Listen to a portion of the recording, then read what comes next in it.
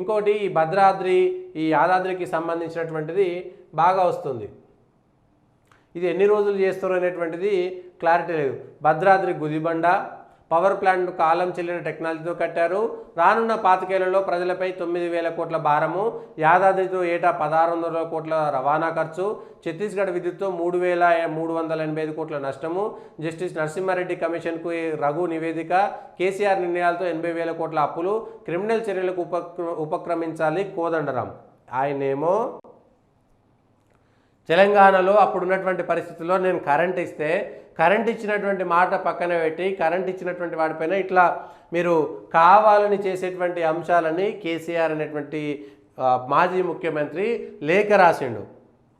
అంతకంటే ప్రత్యామ్నాయం మీకు ఇంకొకటి కనబడితే చెప్పండి అని. కానీ విద్యుత్ నిపుణులుగా చెప్పుకున్నటువంటి రఘు లేదంటే వీళ్ళంతా కోదండరాము వీళ్ళంతా ఏం చెప్తున్నారు, అది కావాలని చేసింది అనేటువంటి మాట.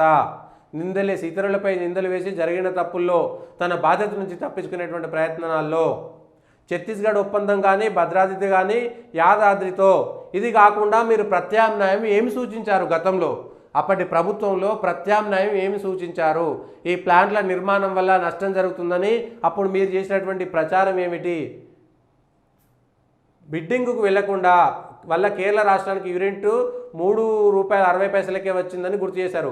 1000 మెగావాట్ల కరెంటును తీసుకోవడానికి ఛత్తీస్గఢ్కు ఒప్పందం చేసుకున్నప్పటికీ ఆ మేరకు ఆ రాష్ట్రం కరెంటు ఇవ్వకపోవడంతో ఆ స్థానంలో బహిరంగ విపణిలో కొన్న విద్యుత్ వల్ల 2,000 కోట్ల అదనపు భారం ప్రజలపై పడిందన్నారు. కరెంటు కొనుగోలు చేసిన ఛత్తీస్గఢ్ సహకారం చెల్లింపులు చేయని కారణంగా వడ్డీలు పెనాల్టీల రూపంలో లేట్ పేమెంట్ సర్చార్జీ కింద 750 కోట్లు చెల్లింపులు చేస్తున్నారని చెప్పారు.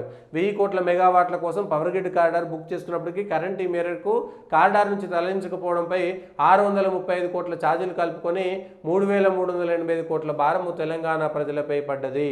2017 ఏప్రిల్లో ఇచ్చిన తీర్పులో నియంత్రణ మండలి చెప్పిందని గుర్తు చేశారు. అయితే కేసీఆర్కు వీళ్ళకి ఏమొచ్చింది తేడా? ఈఆర్సీ ఇచ్చినటువంటి ఎలక్ట్రిసిటీ రెగ్యులేటరీ కమిషన్ ఇచ్చినటువంటి దానిపైన కొత్త కమిషన్ వేయడానికి వీలు లేదు అనేటువంటి మాట కేసీఆర్ చెప్పిండు. అయితే ఇక్కడ వీళ్ళు చెప్పినటువంటి మాట ఏమిటి?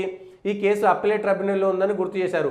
ఛత్తీస్గఢ్ విద్యుత్ కొనుగోలు ఒప్పందానికి తెలంగాణ రాష్ట్ర విద్యుత్ నియంత్రణ మండలి అనుమతే లేదని, ఒప్పందంలో పలు మార్పులు చేయాలని 2017 ఏప్రిల్లో ఇచ్చిన తీర్పులో నియంత్రణ మండలి చెప్పిందని గుర్తు చేశారు. దానికి అనుగుణంగా గత ప్రభుత్వం నిర్ణయాలు తీసుకోలేదని, 7 ఏళ్లు అవుతున్నా ఛత్తీస్గఢ్తో విద్యుత్ కొనుగోలు ఒప్పందానికి ఈఆర్సీ అనుమతి తీసుకోలేదని స్పష్టం చేశారు. కానీ కేసీఆర్ ఏం చెప్పిండు ప్రజలకి?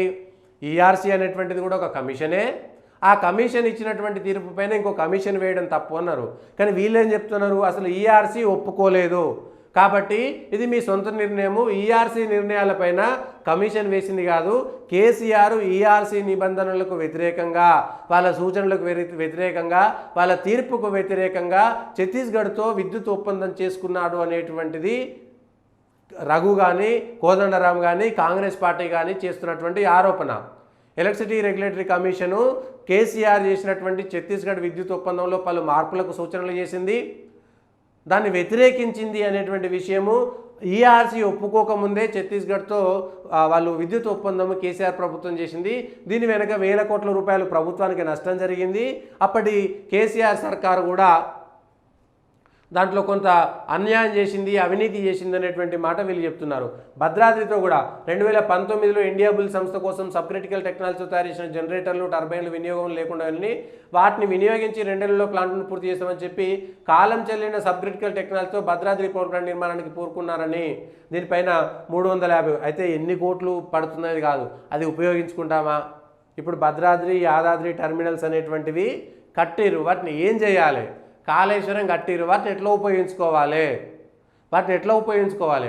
గత ప్రభుత్వం తప్పు చేసింది, ఆ తప్పును మేము ఇట్లా చేస్తున్నాం, ఆ భారం ఇంత వచ్చిందని ప్రజలకు చెప్పండి స్పష్టంగా. అయితే ఈ అన్యాయం పైన కేసీఆర్ ఈ విషయాలను వితండవాదం చేస్తున్నాడా, నిజం చెప్తున్నాడా? కేసీఆర్ చెప్తే ప్రజలు నమ్ముతారు అనుకుంటున్నారా? లేదా ఈఆర్సీ పైన కొత్త కమిషన్ వేయకూడదని ఒక మాట అన్నారు. ఆ కొత్త కమిషన్ ఈఆర్సీ పైన వేసిరా, కేసీఆర్ ఈఆర్సీకి వ్యతిరేకంగా చేసినటువంటి దానిపైన వేసిరా అనేటువంటి విషయాలపైన క్లారిటీ లేదు. ఆ క్లారిటీ లేకపోవడం పైనే ఇప్పుడు కేసీఆర్ తప్పించుకునేటువంటి ప్రయత్నం చేస్తున్న దానికి ఆ మాటకు బలం చేకూరుతున్నటువంటిది నిన్న ఈ కమిషన్ చేస్తున్నది. ఇప్పుడు ఈ కమిషను గతంలో 2017లో ఈఆర్సీ ఇచ్చినటువంటి తీర్పుల పట్ల రెండు పక్కపక్కకు పెడితే కేసీఆర్ కావాలని చేసిండా లేకపోతే అది ఈఆర్సీ అనుమతి పొందిరా అనేటువంటి విషయం పైన క్లారిటీ రావాల్సి ఉంటుంది అనేటువంటిది కొంత చెప్తున్నారు.